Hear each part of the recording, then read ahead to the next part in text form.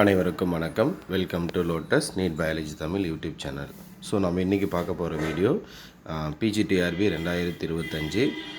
நீங்கள் இன்னும் படிக்க ஸ்டார்ட் பண்ணல அப்படின்னா இந்த வீடியோ உங்களுக்கானது தான். சரிங்களா?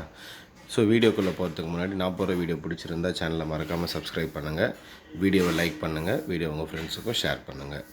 ஸோ ஃபஸ்ட்டு நம்ம பிஜிடிஆர்பி எக்ஸாம் வருமான்னு கேட்டுக்கிட்டே இருந்தோம். சரிங்களா? ஸோ இப்போ வரைக்கும் நோட்டிஃபிகேஷன் வரல தான். ஆனால் நோட்டிஃபிகேஷன் வரும் அப்படின்னு சொல்லிட்டு லாஸ்ட் ஒரு 1 வீக்கு முன்னாடி நடந்த சட்டசபை கூட்டத்தொடரில் பட்ஜெட் டைமில் அனௌன்ஸே பண்ணிட்டாங்க. நியர்லி பண்ணாங்க ஒரு 1700 வேக்கண்ட் பண்ணாங்க நாங்கள் ஃபில் பண்ண போகிறோம் டிஆர்பி போர்டு மூலிமா. அதற்கான அறிவிப்பு விரைவில் வெளிவரும் அப்படின்னு சொல்லிட்டாங்க. சரிங்களா? நம்ம இதுக்கு முன்னாடியே நம்ம சொல்லிட்டு இருந்தது தான். நெக்ஸ்ட் இயர் பண்ணாக்க எலெக்ஷன் இருக்கிறதுனால நமக்கு பண்ணாக்க பிஜிடிஆர்பி கண்டிப்பாக ஒரு போஸ்டிங் போடுவாங்க அப்படின்னு நம்ம சொல்லிகிட்டே இருந்தோம். ஸோ நிறைய பேர் பண்ணாக்க கமெண்ட்டில் பாசிட்டிவாகவும் சொன்னீங்க, ஒரு சிலர் பண்ணாக்க நெகட்டிவாகவும் அதெல்லாம் வரவே வராது இதுக்கப்புறம் அப்படின்னு சொல்லிட்டு இருந்தீங்க. சரிங்களா? நானும் பண்ணாக்கா படிக்க ஸ்டார்ட் பண்ணுங்கன்னு சொல்லிவிட்டு அப்பப்போ மோட்டிவேஷன் வீடியோ போட்டுருந்தோம். லாஸ்ட்டு பண்ணாக்கா ஒரு 1 மந்த்து கிட்ட மோட்டிவேஷன் வீடியோவே எதுவும் போடல. ஸோ அது மோட்டிவேஷன் வீடியோவாக எடுத்துக்கங்க. ஸோ ஃபஸ்ட்டு பண்ணாக்கா நம்ம எதுக்காக காத்துட்ருந்தோம் இவ்வளோ நாள்? சரிங்களா? நோட்டிஃபிகேஷனுக்காக தான் காத்துட்டு இருந்தோம். நியர்லி பண்ணாக்கா ஒரு 3 இயர்ஸுக்கு முன்னாடி தான் பண்ணாக்கா 3 இயர்ஸ்க்கு மேலே ஆகிடுச்சு நோட்டிஃபிகேஷன் சரிங்களா? போஸ்டிங் போட்டு அவ்வளோ நாள் ஆகிடுச்சு. இப்போ எக்ஸாம் அனௌன்ஸ் பண்ணாலையும் போஸ்டிங் பண்ணாக்கா எக்ஸாம் எல்லாம் முடிஞ்சு அடுத்த இயர் ஃபஸ்ட்லேயோ இந்த இயர் லாஸ்ட்லேயோ பண்ணாக்கா போஸ்டிங் போட தான் போகிறாங்க. அப்போ 3 இயர்ஸாக வெயிட் பண்ணிகிட்டு இருந்தோம். இப்போ வரைக்கும் கூட வெயிட் பண்ணிக்கிட்டே இருக்கீங்க, வெயிட் பண்ணிகிட்ருக்கோம். ஸோ நமக்கு பண்ணால் சப்போஸ் நோட்டிஃபிகேஷன் பண்ணாக்கா நெக்ஸ்ட் மந்த் வந்துடுது அப்படின்னா படிக்க எவ்வளோ நாள் டைம் தருவாங்கன்னு தெரியாது. ஸோ அப்போது நம்ம இன்னும் படிக்க ஸ்டார்ட் பண்ணல அப்படின்னா நம்ம வெயிட் பண்ணிகிட்டு இருந்தது வேஸ்ட்டாக போயிடும். ஸோ அதுக்காக தான் பண்ணாக்கா மெயினாக அந்த வீடியோ போட்டது. சரிங்களா? ஸோ படிக்க ஸ்டார்ட் பண்ணல அப்படின்னா எதுக்காக படிக்க ஸ்டார்ட் பண்ணணும் அப்படின்றது தான் இது சொல்ல வரேன். ஸோ நமக்கு பண்ணாக்கா நான் சொன்னேன், இப்போ தான் என்னது முன்னாடி சொன்னேன், நமக்கு மேபி நெக்ஸ்ட் மந்த்தோ இல்லை அதுக்கு அடுத்த மந்த்தோ பண்ணால் இந்த ஒரு 2-3 மந்த்லேயே பண்ணாக்கா கண்டிப்பாக பிஜிடிஆர்பிக்கான நோட்டிஃபிகேஷன் வரும். நோட்டிஃபிகேஷன் வந்ததுக்கப்புறம் நமக்கு பண்ணாக்கா அந்த டியூரேஷன், படிக்கிறதுக்கான டியூரேஷன், நோட்டிஃபிகேஷனுக்கும் எக்ஸாம் டேட்டுக்கான டியூரேஷன் பண்ணாக்கா ரொம்ப லோவாக தான் இருக்கும். அப்போது முன்கூட்டியே நம்ம படிக்க ஸ்டார்ட் பண்ணால் தான் இருக்கக்கூடிய அந்த நியூ சிலபஸை பண்ணாக்கா நம்மளால் கம்ப்ளீட்டாக முடிக்க முடியும். ப்ளஸ் பண்ணாக்கா நமக்கு ஆல்மோஸ்ட் பண்ணாக்கா நியூ சிலபஸ் அது ஒரு 10 யூனிட் இருக்குது. ப்ளஸ் பண்ணாக்கா எஜுகேஷன் சைக்காலஜி அது ஒரு 30 மார்க் இருக்குது. ப்ளஸ் பண்ணாக்கா கரண்ட் அஃபேர்ஸ் ஜிகே அது ஒரு 10 மார்க் இருக்குது. அப்போ டோட்டலாக 150 மார்க்குக்கு நம்ம ப்ரிப்பேர் பண்ணணும் அப்படின்னா முன்கூட்டியே படிக்க ஸ்டார்ட் பண்ணால் தான் நம்மளால் கம்ப்ளீட் பண்ண முடியும். அடுத்து செகண்டு, குறைஞ்சது நம்ம படிக்கக்கூடிய கண்டென்ட்டை ஒரு 3 to 5 டைம்ஸ் பண்ணாக்கா ரிவைஸ் பண்ணால் மட்டும்தான் நம்மளால் பண்ணாக்கா எக்ஸாக்டாக பண்ணாக்கா அந்த எக்ஸாமில் ஆன்சர் பண்ண முடியும். அப்படி இல்லை அப்படின்னாக்கா இதுவா அதுவா அப்படின்ற டவுட் இருக்கும். அப்போ நம்ம போடுற ஆன்சர் மேபி தப்பாக போகலாம். திரும்பவும் நம்ம மேபி பண்ணாக்கா இன்னொரு டிஆர்பி எப்போ வரும்னு வெயிட் பண்ணுற நிலைமைக்கு நம்ம உள்ளாயிடுவோம். ஸோ அதனால தான் பண்ணாக்கா படிக்க ஸ்டார்ட் பண்ணுங்க அப்படின்னு சொல்கிறேன். சரிங்களா? அடுத்து இந்த வீடியோ பார்க்குற நிறைய பேர் பார்த்தீங்கன்னா ப்ரைவேட் ஸ்கூலில் ஒர்க் பண்ணிகிட்ருப்பீங்க. ஸோ இப்போ ப்ரைவேட் ஸ்கூலில் ஒர்க் பண்ணிகிட்ருக்கோம் அப்படின்னாக்கா ப்ரைவேட் ஸ்கூலில் எந்த அளவுக்கு பார்த்தீங்கன்னாக்கா நமக்கு ஒர்க் ப்ரெஷர் இருக்கும் அதை பார்த்துக்குங்க. First one. செகண்ட் பார்த்தீங்கன்னாக்கா சேல்ரி லோவாக இருக்கும். சரிங்களா? தேர்டு பார்த்தீங்கன்னாக்கா மேபி டிஸ்டன்ஸ் அதிகமாக இருக்கும். அடுத்தது பார்த்தீங்கன்னாக்கா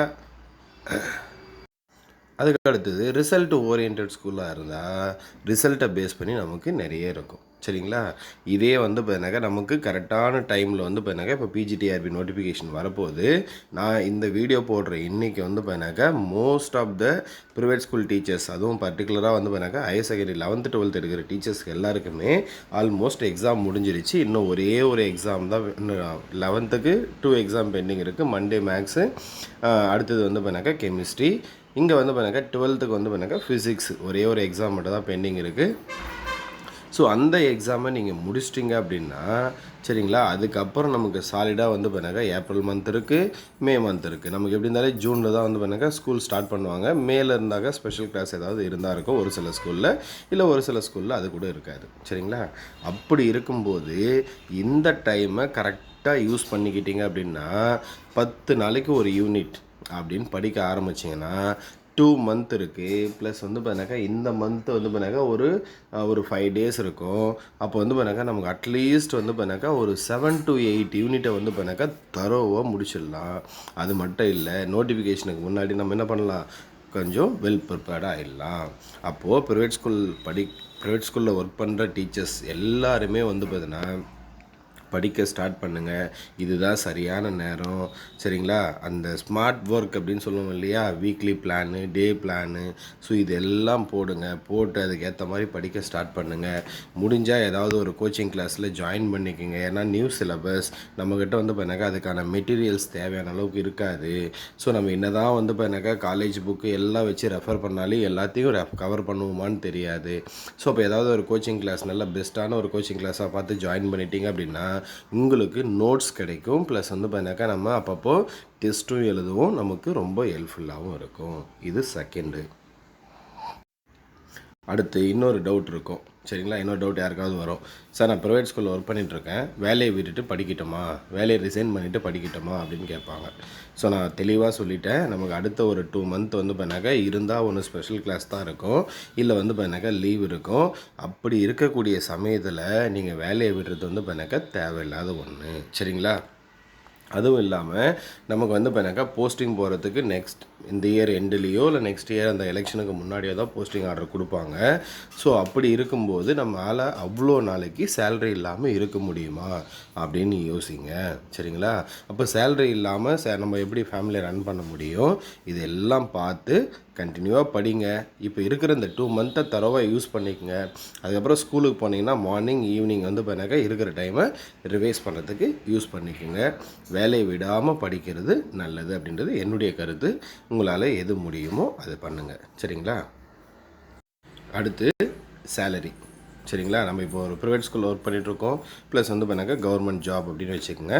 ஸோ ரெண்டுத்துக்கான சேலரி டிஃப்ரென்ஸ் வந்து பார்த்தினாக்கா ரொம்ப அதிகமாக இருக்கும். சரிங்களா? ஸோ அப்போது சேலரி ஒன்று அதுக்காக படிக்கணுமா அப்படின்னா ப்ரெஷரே இல்லாமல் ஒர்க் பண்ணலாம். ஸோ அதுக்காக படிங்க.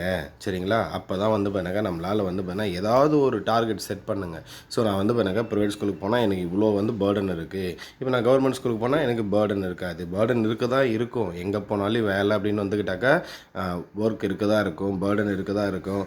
ஆனால் வந்து பார்த்தினாக்கா இது வேறு மாதிரியான பேர்டன். சரிங்களா? ஸோ அதனால் அதை மைண்டில் வச்சுக்கிட்டு படிக்க ஸ்டார்ட் பண்ணுங்கள். கண்டிப்பாக வந்து பார்த்தினாக்கா பிஜிடிஆர்பிக்கான நோட்டிஃபிகேஷன் விரைவில் வரதான் போகுது. அதில் நம்ம பாஸ் பண்ணணும் அப்படின்னா நோட்டிஃபிகேஷன் வரத்துக்கு முன்னாடி 10 யூனிட்டையும் தரோவாக படித்து முடிச்சிருக்கணும். அப்போ தான் நம்மளால் வந்து பார்த்தினாக்கா வரக்கூடிய பிஜிடிஆர்பியில் போஸ்டிங் வாங்க முடியும் அப்படின்னு சொல்லி இந்த வீடியோ முடிச்சுக்கிறேன். ஸோ அடுத்த வீடியோவில் மீண்டும் சந்திப்போம். நன்றி, வணக்கம்.